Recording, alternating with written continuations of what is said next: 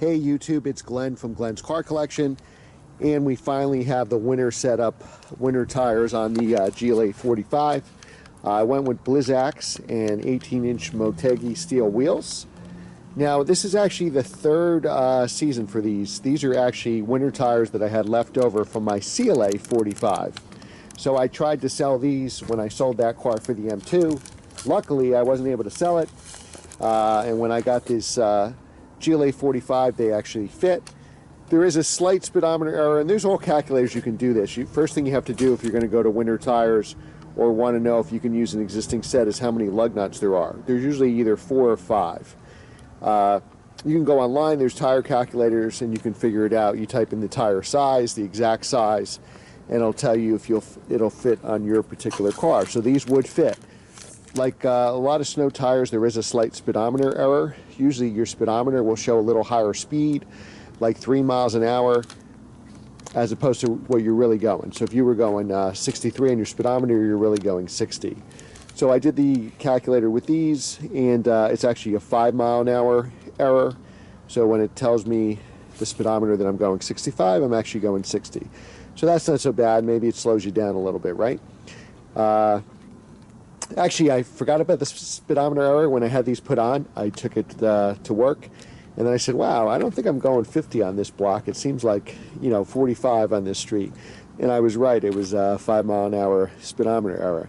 I'll report back as we do updates on this car during the winter, how these winter setup is working out. The biggest difference is really braking. So you've all been in a snowstorm and some four-wheel drive SUV or truck blows by you, and then 20 minutes later you see the guy in the ditch. Well, the reason he was in the ditch is when he had to slam on the brakes, and then he didn't have the traction. So just because you have an all-wheel drive car, which is great for accelerating or tire slip, the biggest advantage that winter tires give you is actually hitting the brakes. So you'll see on these tires, even though it's the third season, there's a ton of tread left. And these little things here actually will grip into the ice and snow, so it's really a big difference. But where you'll notice the difference is when you hit the brakes. I mean, you're going to lose some acceleration, of course. You're going to lose some handling, but if you ever have to brake on the ice or the snow, this will save you. Now, these cost me 3 years ago, well, it's just starting the third year, $1,800. That was for the Blizzaks and the wheels. So let's say I keep this 4 or 5 years at $1,800. It's only about $250 a year. Very cheap insurance to be able to stop in bad weather. I very rarely get a snow day. Cars going by. Very rarely get a snow day for work. Almost never. Maybe like once every 5 years. So I have to go no matter what. And I play hockey.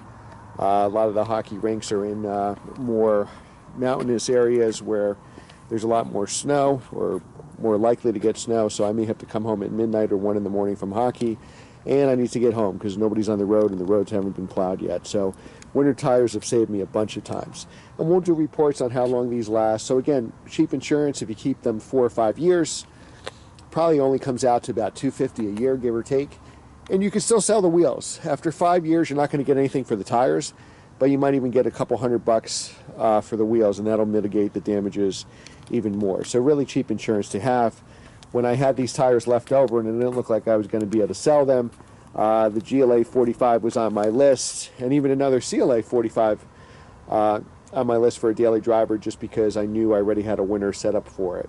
It is, I didn't do it for the M2 this year just because I have the Jeep to drive in the winter, and then I have this car to drive in the winter, so I don't really think I need 3 cars to drive in the winter and want to keep the salt off the M2. I'll drive it when there's no salt on the ground and when conditions permit. But this will be pretty much my daily driver for the winter, and I'll report back on how these tires work out on this particular car, and we'll go from there. So remember to subscribe and share, guys. Thanks again for watching. I appreciate your support. This channel only works with your guys' support and subscription and views, and I just want to let you guys know that I really appreciate it. Thanks. We'll see you tomorrow.